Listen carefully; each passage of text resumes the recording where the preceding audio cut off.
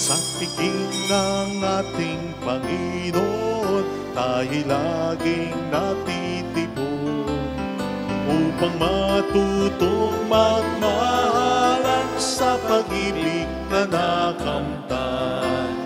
Buhay ay inialay niya sa dakilang Diyos Ama upang atin ang makamtan. Buhay na walang hanggan sa piging ng ating Panginoon, tayo laging natitipon upang matutong magmahalan sa pag-ibig na nakamtan. Sa ngalan ng Ama at ng Anak ng Espiritu Santo. Amen. Sumayin niyo po ang Panginoon. At sumaiyo rin. Gunitain po natin kay isa ng buong simbahan, isa ni Juan Crisostomo, obispo at pantas ng ating simbahan.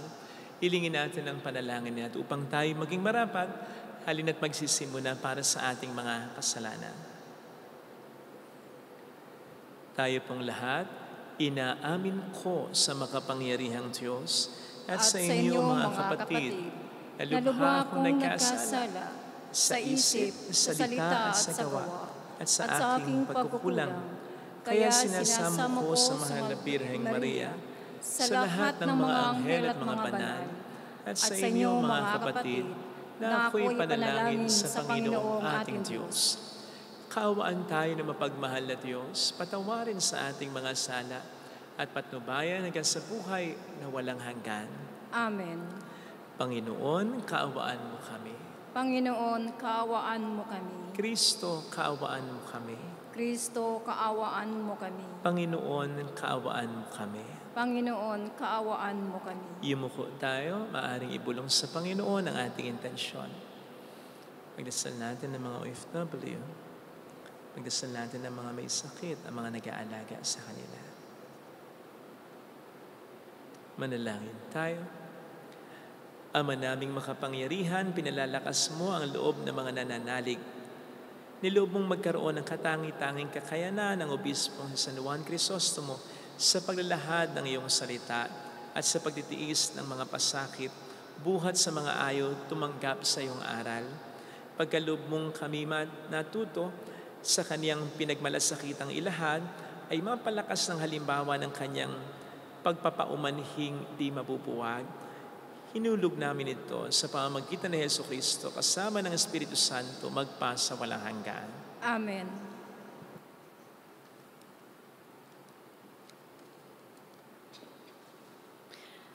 Ang salita ng Diyos mula sa unang sulat ni Apostol San Pablo kay Timoteo.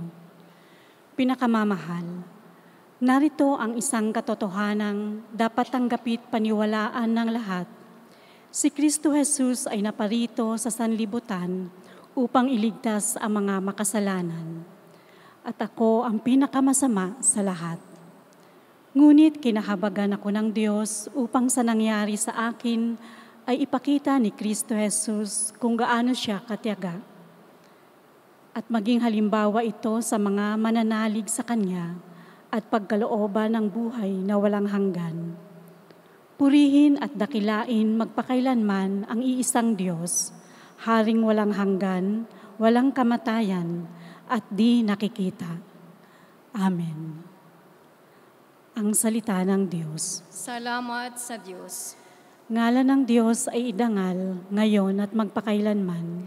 Ngalan ng Diyos ay idangal, ngayon at magpakailanman. Dapat na magpuri ang mga alipin. Ang ngalan ng Poon ay dapat purihin. Ang kanyang pangalan ay papurihan, magmula ngayon, magpakailanman.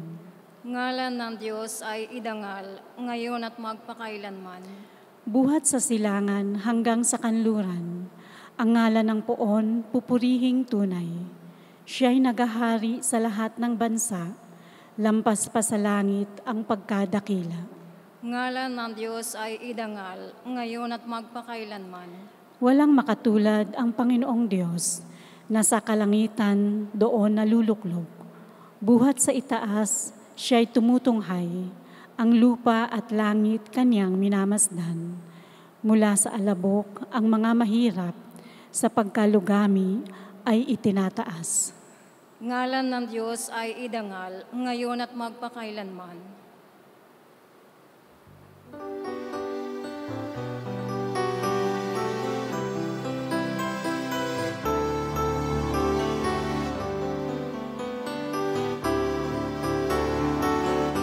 Alleluia, alleluia, alleluia. Alleluia, alleluia, alleluia, alleluia. Alleluia, alleluia, alleluia. Alleluia, alleluia, alleluia, alleluia.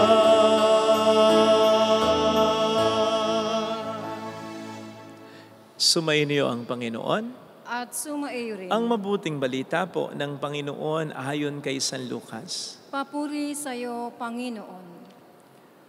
Noong panahong iyon, sinabi ni Jesus sa kaniyang mga alagad, walang mabuting punong kahoy na namumunga ng masama at walang masamang punong kahoy na namumunga ng mabuti. Nakikilala ang bawat punong kahoy sa pamamagitan ng kanyang bunga, sapagkat hindi nakapipitas ng igos sa puno ng aroma at di rin nakapipitas ng ubas sa puno ng dawag. Ang mabuting tao ay nakapagdudulot ng mabuti sapagkat tigib ng kabutihan ang kaniyang puso. Ang masamang tao ay nakapagdudulot ng masama sapagkat puno ng kasamaan ang kanyang puso.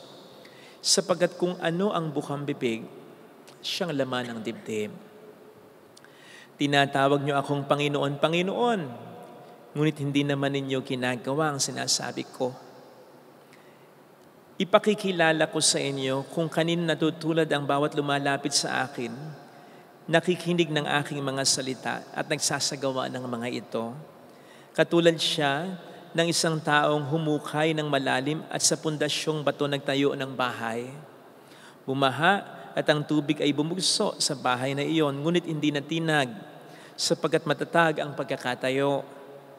Ngunit ang nakikinig ng aking mga salita at hindi nagsasagawa nito ay katulad ng isang taong nagtayo ng bahay na walang pundasyon.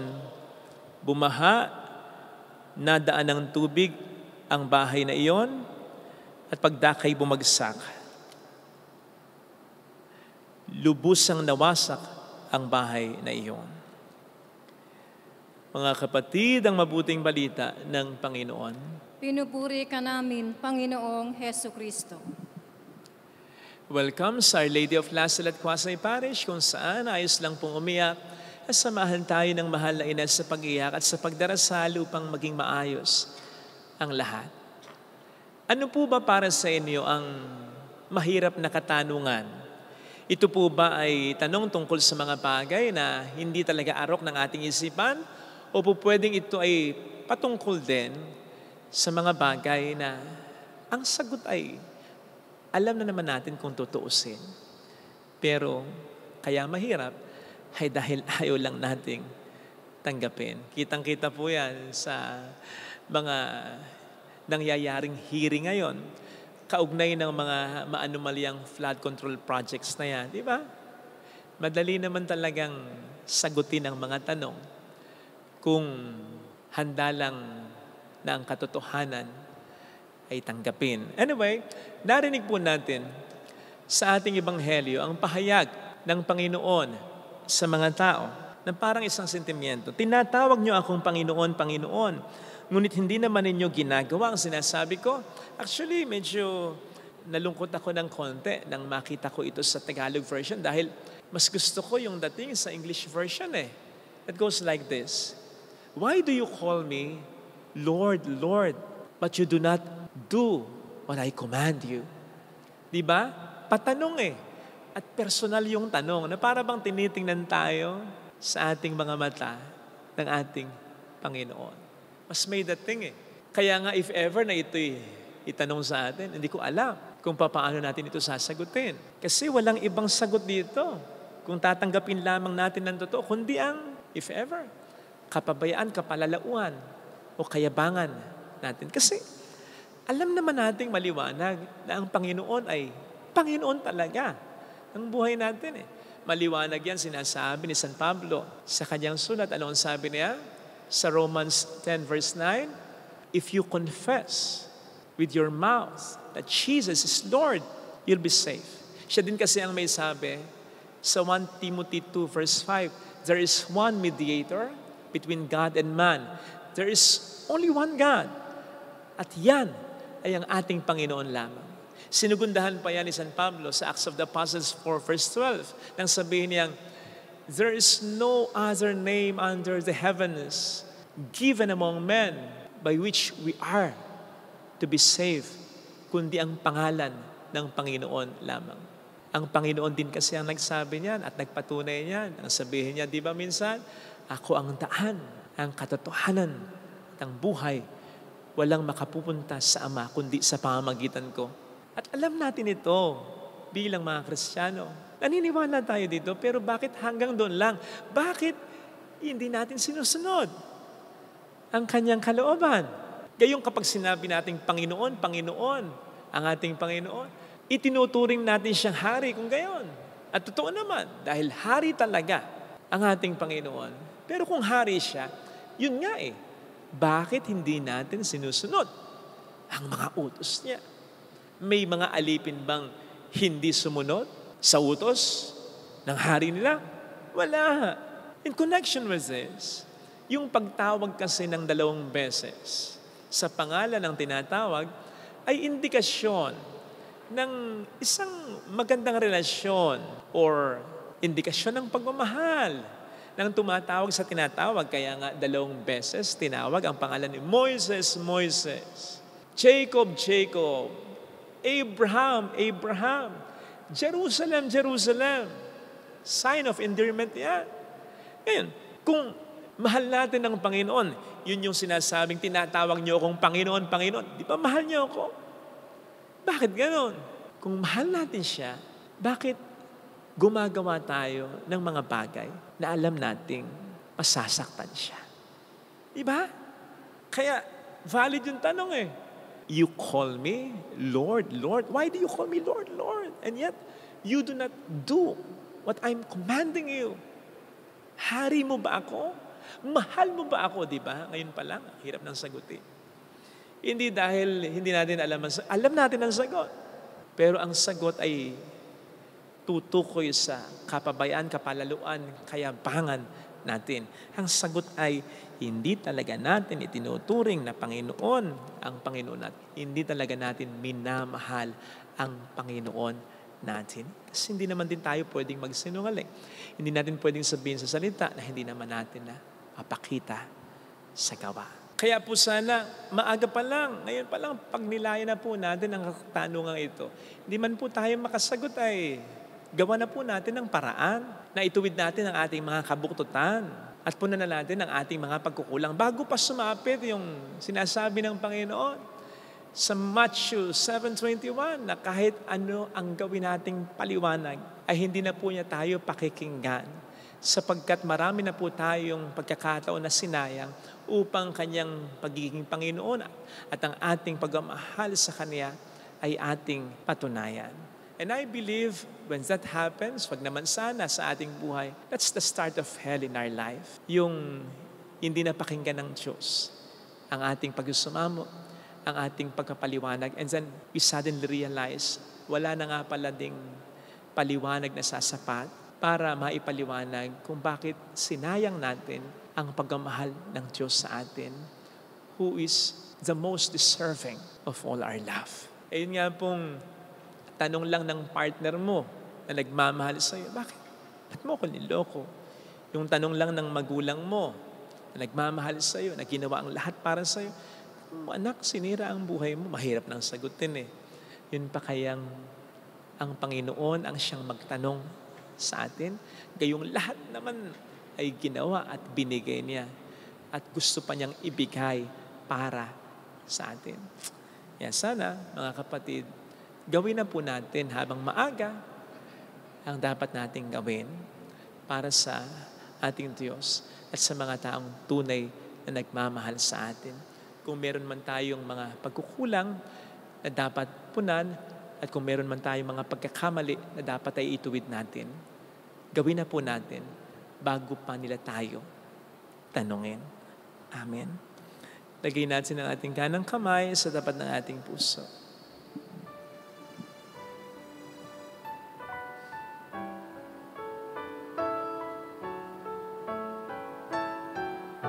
Awitin natin.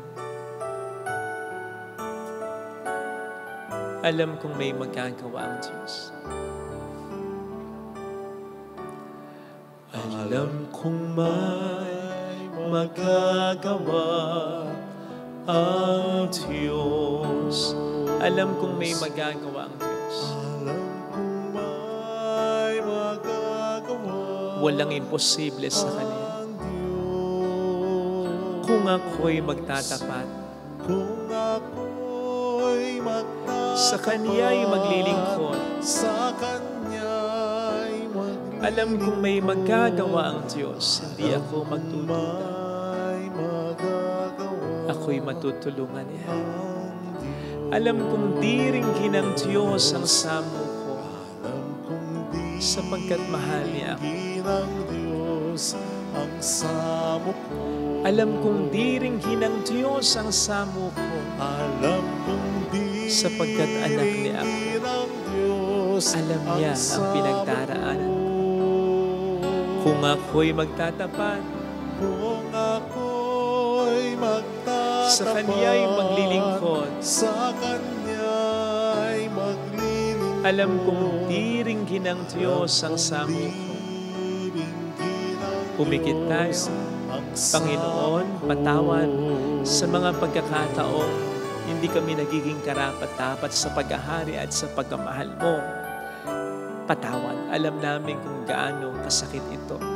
Sapagkat yun din naman ang tanong namin sa mga taong sa kabila ng mga mabuting ginawa namin ay pangit ang ginanti sa amin. Sana po, Panginoon, ay huwag na po naming piliting sagutin yung tanong namin, bakit kami niloko? Bakit kami hindi nirespeto? Bakit hindi siya tumanaw ng utang na loob?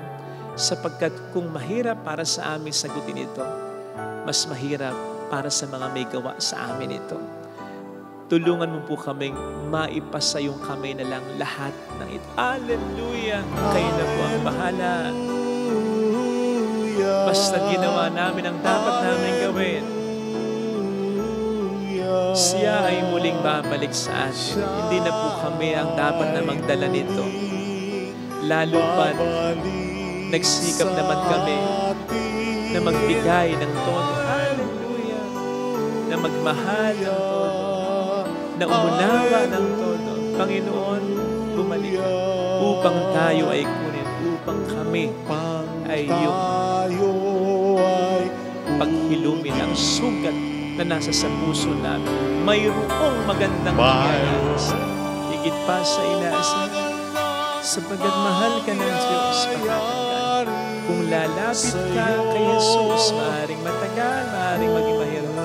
Pero magiging maayos din naman ang lahat. Mayroong magandang nangyayari. Higit pa sa inaasahan. Hayaan mo ang Panginoon na gumanti sa iyo. Kung lalapit kay Jesus,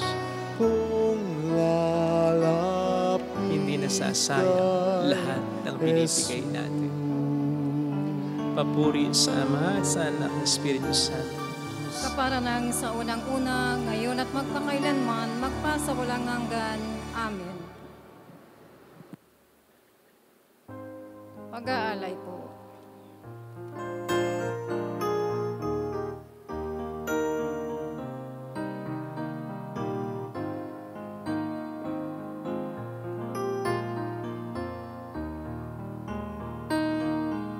Sa nagtitiwala, iyong patnubay, ang dumaraing iyong tinutukoy.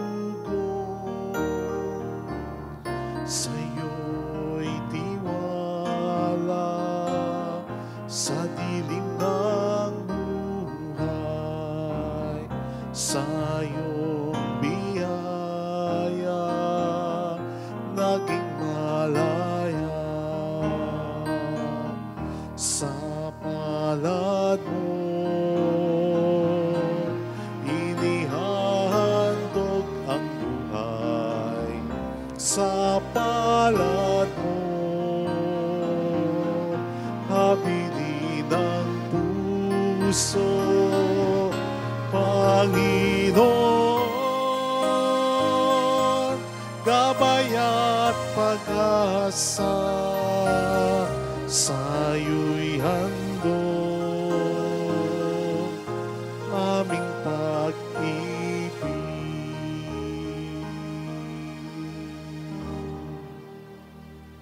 Manalangin tayo, pang ating handog ay maging kalugod-lugod sa Diyos Amang makapangyarihan. Tanggapin nawa ng Panginoon itong paghahain sa iyong mga kamay, sa kapurihan niya at karangalan sa ating kapakinabangan at sa buong sambayanan niyang banal. Ama naming lumikha sa ikapagkapatawad ng mga kasalanan, kalugdan mo ang aming kusang loob na paghahain. Ngayong si San Juan Crisostomo ay ginugunita namin. Yamang sa kanyang tagubilin, inialay namin ang buong puso ang sarili namin upang ikaw ay purihin. Sa pamamagitan ni Jesucristo, kasama ang Espiritu Santo magpasa walang hanggan. Amen. Sumainyo ang Panginoon. At sumairin, Itaas sa Diyos ang inyong puso at diwa. itinaas na namin sa Panginoon. Pasalamatan ang Panginoong ating Diyos. Marapat na siya ay pasalamatan. Ama naming makapangyarihan, tunay ngang marapat na ikaw ay pasalamatan sa pamamagitan ni Jesucristo na aming Panginoon. Ngayong si San Juan Crisostomo ay pinararangalan sa pamumuhay niyang totoong uliran at pagiging maasahan sa panunungkulan kaya't si Jesucristo na maasahan sa katapatan ay iniahayag sa pangangasiwa sa sambayanan. Ang malasakit ng mga ulirang tagapangasiwa noon ay nagpapatuloy hanggang ngayon sa mga panalangin kanilang iniukol kaisa ng sambayanan mong dito'y nagtitipon. Kaya kaisa ng mga anghel na nagsisiawit ng papuri sa iyo ng walang humpay sa kalangitan, kami nagbubunyi sa iyong kadakilaan. Santo, Santo, Santo, Panginoong Diyos ng mga hugbo, napupuno ang langit at lupa ng kadakilaan mo, Hosana sa kaitaasan. Pinagpalang na paririto sa ngalan ng Panginoon, Hosana sa kaitaasan. Ama naming banal, ikaw ang bukhal ng tanang kabanalan, kaya't sa pamamagitan ng iyong Espiritu gawin mong banal ang mga kaloob na ito upang para sa amin ay maging katawan at dugo ng aming Panginoong Hesukristo. Bago niya pinagtiis ang kusang loob na maging handog, hinawakan niya ang tinapay. Pinasalamatan ka niya, pinaghati-hati niya iyon, iniabot sa kaniyang mga alagad at sinabi, tanggapin ninyong lahat ito at kanin. Ito ang aking katawan na iahandog para sa iyo.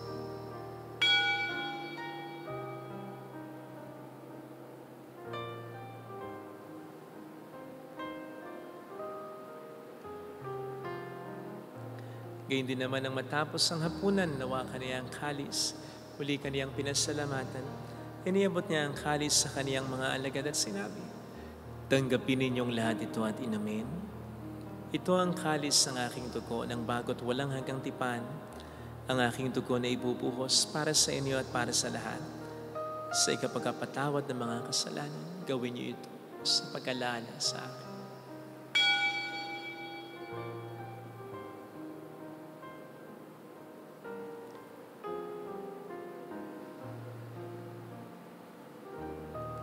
Ipagbunyi natin ang misteryo ng ating pananampalataya.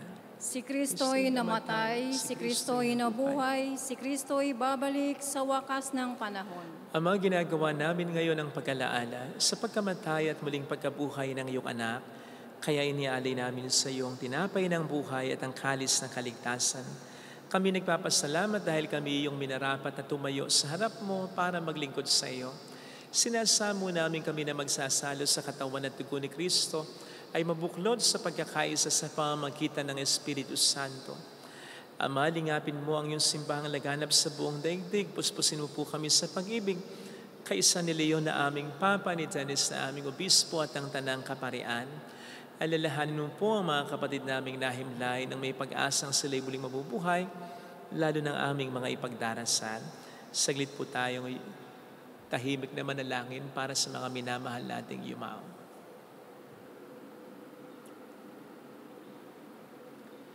Kaawaan mo sila at patuloyin sa iyong kaliwanagan. Kaawaan mo at pagkingtapatin kaming lahat na makasalo sa iyong buhay na walang wakas, kaisa ang mahal na birhen ng Lasalet, ang ina ng Diyos, San Jose ang kabiyak ng kanyang puso, San Juan Crisostomo, lahat ng mga banalan na buhay dito sa daigdig ng kalugod-lugod sa iyo, may pagdiwang nawa namin na pagupuri sa ikararangal mo sa pamamagitan ng iyong anak at aming Panginoong Jesucristo. Sa pamagitan ni Kristo, kasama niya at sa Kanya, ang lahat ng parangal, papuri ay sa iyo, Diyos amang makapangyarihan, kasamang Espiritu Santo, magpasawalang hanggan.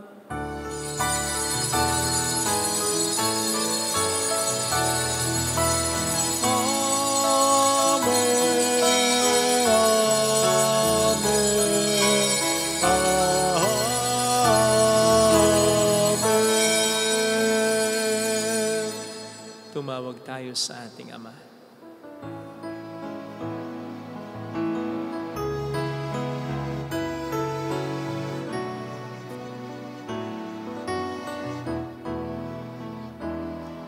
Ama namin, sumasalangit ka, Sambahin ang ngalan mo,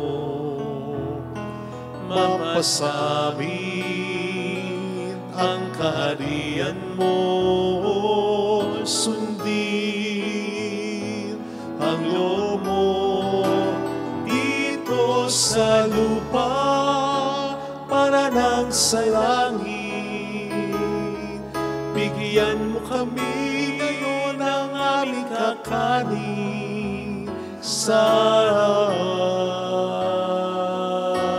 araw, at patawarin mo kami sa aming mga sala, para ng pagpapatawad namin sa nagkakasala sa amin.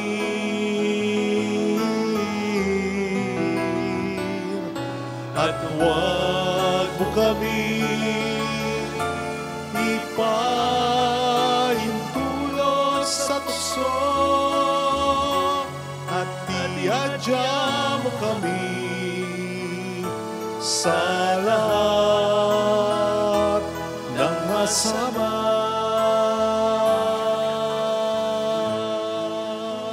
Iniling namin kami adya sa lahat ng masama, pagkalooban ng kapayapaan araw-araw, iligtas sa kasalanan, samantalang aming pinaghahandaan ang dakilang araw ng pagpapahayag ng tagapagligtas namin sa Jesucristo. Sapagkat iyo ang kaharian, ang kapangyarihan at ang kapurihan magpakailanman. Amen. Panginoong Jesucristo, sinabi mo noon, sinasabi mo rin sa amin ngayon, kapayapaan ang iniiwan ko sa inyo, ang aking kapayapaan ang binibigay ko. Tunghayan mong aming pananampalataya, huwag kang aming pagkakasala. Pagkalooban mo kami ng kapayapaan at pagkakaisayon sa iyong kalooban, kasama ang Espiritu Santo magpasa walang hanggan. Amen. Ang kapayapaan ng Panginoon ay sumainyo nawang lahat. At sumaiyo. Magbigayan tayo ng kapayapaan sa isa't isa. Kapayapaan po. Spirit. Kordero ng Diyos, Na nag-aalis ng mga kasalanan ng sanlibutan, maawa ka sa amin. Kordero ng Diyos na nag-aalis ng mga kasalanan ng sanlibutan, maawa ka sa amin. Kordero ng Diyos na nag-aalis ng mga kasalanan ng sanlibutan, ipagkaloob mo sa amin ang kapayapaan.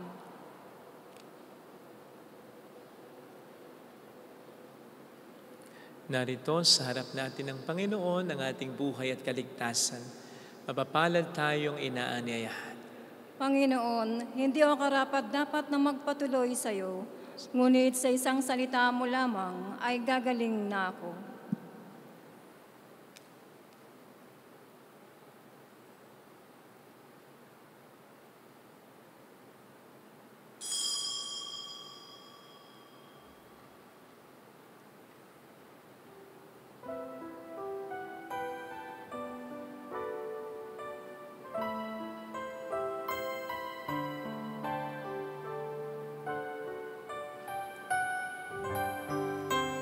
Panalangin para sa espiritual na pakikinabang.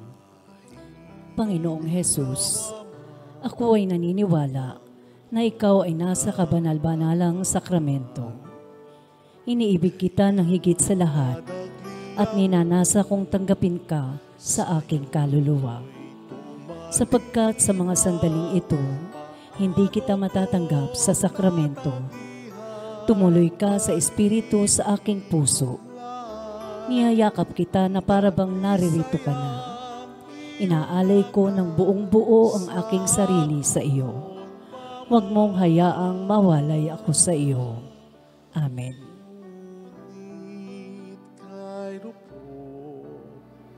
ng puso kong ito, sadya kitang nalimot sa salay na lukmok. Gayong paman katulad ko'y inibig mo pa rin. Ninais mong maibalik ako sa iyong piling. Kahit tanging anak iyong ibinigay sa aking kaligtasan, buhay niya'y inalay. Dahil ikaw, Ama, ay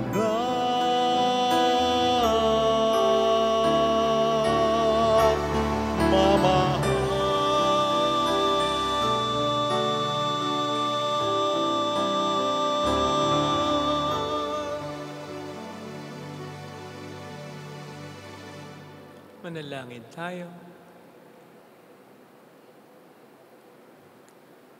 Ama naming mapagmahal, ang pag-asalo namin sa banal na pakikinabang ay magpatibay nawa sa amin sa iyong pagmamahal at magdulot ng ibayong katapatan sa paglalahad namin ng iyong katotohanan sa pamamagitan ni Jesucristo, kasama ng Espiritu Santo, magpasa walang hanggan. Amen. Holy God, Holy Mighty One, Holy Immortal One, Have mercy on us and on the whole world. Holy God, Holy Mighty One, Holy Immortal One, Have mercy on us and on the whole world. Holy God, Holy Mighty One, Holy Immortal One, Have mercy on us and on the whole world. Jesus, King of Mercy, We trust in you. alalahanin, Alalahanin, O mahal na Birhen ng Lasalet, ina ng pag-asa, ikaw ang nagpaalala sa aming magbalik loob sa Ama. Ito ang nagpapatunay na ang kagandahang loob mo'y nanatiling busilak. Sa pag-aaruga mo sa amin, tungkulin mo'y tinupad. Sa paanan ni Kristo, itinuring mo kaming mga tunay mong anak. Kaya ninais mong lisay huwag mapahamak. Maging sa iyong walang tigil na pananalangin, pati luhay pumatak. Huwag nang mamawala ng saysay ang iyong paghihirap. Hiling nawa namin sa iyo, o aming inang liyag, na matapos ang pakikibaka namin sa mundong ito at sa pananatili naming tapat kay Kristo, sa kapurihan mo'y makibahagi kaming ganap, upang kung nasan ka ngayon ay maparoon din kaming lahat, at ang kaganapan ng kaluwalhatian ng Diyos sa may tuluyang matupad siya nawa. mahal na Birhen ng Lasalet, tagapagkasundo ng mga makasalanan. Ipanalangin mong walang patid kaming mga dumudulog sa iyo. Marami pong salamat sa inyong pakikisa at sa mga tulong na binibigay po ninyo. Nagiging dahilan para makatulong din po tayo sa iba. Salamat po. Sumainyo ang Panginoon. At sumaiyo rin. Pagpalain kayo kasama ng ating pamilya na mapagmahal na Diyos, ng Ama at ng Anak, ng Espiritu Santo. Amen. Umayo tayo sa kapayapaan ni Kristo. Salamat sa Diyos. Salamat din po.